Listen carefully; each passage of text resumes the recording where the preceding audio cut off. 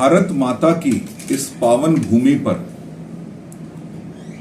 एक बड़ा प्रश्न चिन्ह लगा। जीवन का एक सबसे बड़ा काला अध्याय, आपातकाल।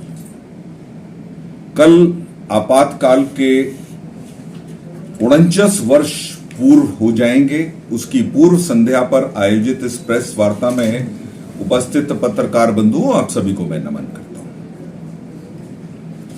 आपातकाल देश के इतिहास का एक ऐसा काला अध्याय है जो दर्शाता है कि इंदिरा गांधी जी और कांग्रेस पार्टी, उनकी महत्वाकांक्षाओं का कोई अंत नहीं था।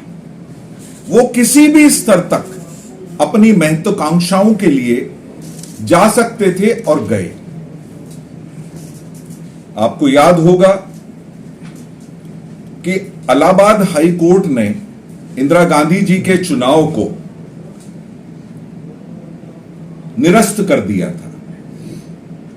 71 के चुनाव में पैसे का बोलबाला और पैसे के द्वारा की गई गड़बड़ियों के कारण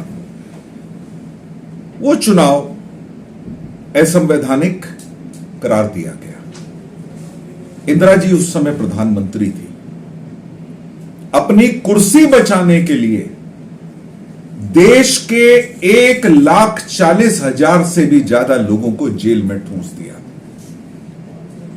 हालत यह हो गई कि जहां 1200 लोगों की जेल के अंदर कैपेसिटी थी, वहां 3,500 लोग शौचालय तक के पास सोने के लिए मजबूर थे। 22 लोगों की उस समय पे हत्या भी हो गई। वो देश के लिए उन्होंने अपने प्राण गंवाए। लेकिन इंदिरा जी को अपनी सत्ता प्यारी थी। आप लोगों को भी याद होगा, जो उस समय हमारे मित्र, आप पत्रकार बंधु हो, कि आप लोगों के साथ क्या हुआ था।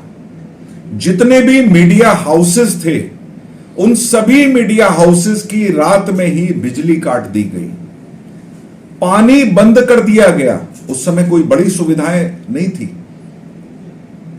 बिजली काट दी, पानी की लाइनें बंद कर दी और एक ऐसा माहौल क्रिएट कर दिया गया ताकि इंदिरा गांधी के खिलाफ एक भी शब्द समाचार पत्रों में ना छप पाए।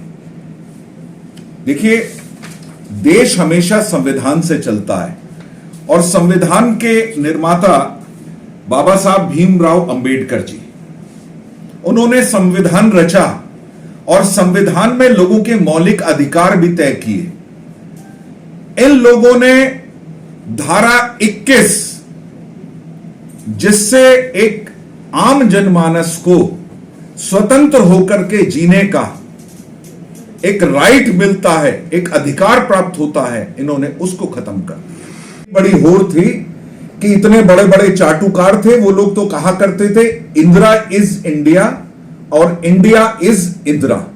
उनके लिए देश इंदिरा गांधी था, सब कुछ उनके लिए इंदिरा गांधी। ये चाटुकारिता की पराकाष्ठा थी।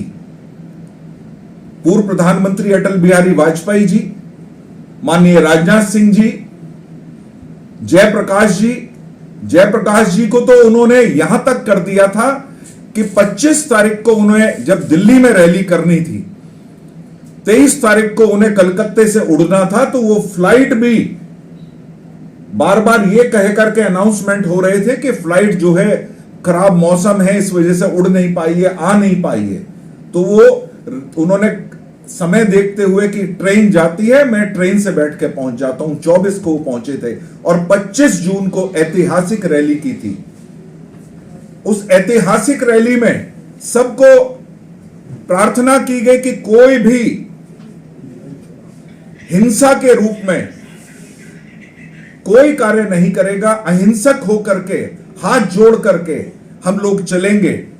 और जो काम कांग्रेस के द्वारा गलत किया जा रहा है, या कांग्रेस को जो एक हाई कोर्ट के द्वारा उन्हें कहा गया है कि आप असंवैधानिक रूप से पद पर बने हुए हैं, तो उन्हें हम लोग पद छोड़ने के लिए आग्रह करेंगे। तुष्टीकरण उनका एक अपना मौलिक अधिकार के रूप में मान करके चलते हैं। आप लोगों ने देखा होगा कि आज भी उसी परिपाटी पर कांग्रेस चल रही है। कांग्रेस तो सदा से ही एक लक्ष्य रहा है, मैं मेरा, जिस प्रकार से इंडिया इज इंदिरा और इंदिरा इज इंडिया, यही उनका एकमात्र लक्ष्य रहा है। पहले उन लोगों ने कहा था कि सड़कों पर उतर जाएंगे। क्या अर्थ है इस चीज का? जनता को बहकाकर, देश की जनता के सामने भ्रम फैला करके, तुष्टीकरण की राजनीति करके एक माहौल को खराब करने का काम कांग्रेस पार्टी आज भी कर रही है। जो आपातकाल में किया वही काम वो आज भी कर रही है। पीरवारी जी, आपने जैसे कहा कि कांग्रेस आपातकाल जैसे हालात पैदा करना चाहती है, लेकिन सत्ता में आप हैं, केंद्र में भी और राज्यों में भी आपकी सरकार है। कांग्रेस का ये कहना है कि आपातकाल जैसे उससे भी बदतर हालात बीजेपी ने कर दिए। इसके बारे में क्या कहेंगे? देखिए, मैं आपको स्पष्ट बताता हूं, जिस पार्टी को जनादेश नहीं मिला और वो एक माहौल इस प्रकार का बना रही है, 99 सांसद लेकर के उन्हें जनादेश नहीं मिला और वो इस प्रकार का माहौल बना रहे हैं कि जैसे वो बिल्कुल जीत करके आए हैं और जनता ने केवल उन्हीं को ही जनादेश दिया है। अरे, जितना इंडी अलायंस जो है, इंडी अलायंस के सारे अलायंस मिलकर भी इतने सांसद प्राप्त नहीं किए जितने हम लोगों को मिले। का नारा सबका साथ, सबका विकास और सबका विश्वास है। हम लोग सबके लिए जीते हैं, लेकिन इन लोगों के यहां तुष्टीकरण का एक बहुत बड़ा बाजार है। ये विभाजन करके ही राजनीति को आगे लेकर के चलना चाहते हैं। बसाने का काम किया है, वही काम अरविंद केजरीवाल ने किया है। आप देश की सोचते नहीं हो, देश में अराजकता का माहौल फैलाते हो, देश के अंदर आप विभाजन की स्थिति पैदा कर रहे हो।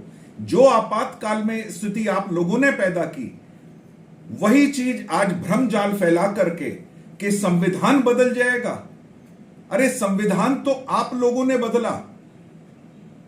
90 बार इन लोगों ने, 90 बार ऑन रिकॉर्ड है, इन्होंने मुख्यमंत्री के ऊपर, वहां पर अगर इनके पक्ष में नहीं चला तो वहां गवर्नर रूल लाने का काम इनके द्वारा किया गया। ये 90 बार ऑन रिकॉर्ड है।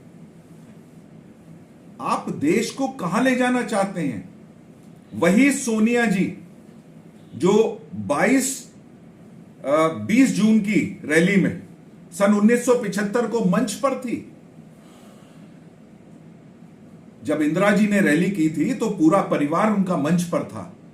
वही सोनिया जी एक शब्द आपातकाल के विषय में नहीं बोलती हैं।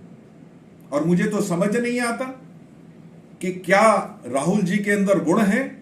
उनके पिताश्री पूर्व प्रधानमंत्री राजीव गांधी जी के द्वारा ईवीएम लाने का काम किया गया। उन्होंने कहा ईवीएम के माध्यम से देश आधुनिकता की ओर बढ़ रहा है, ईवीएम आए, और वो आज भी बैलेट पेपर तक ही सीमित हैं।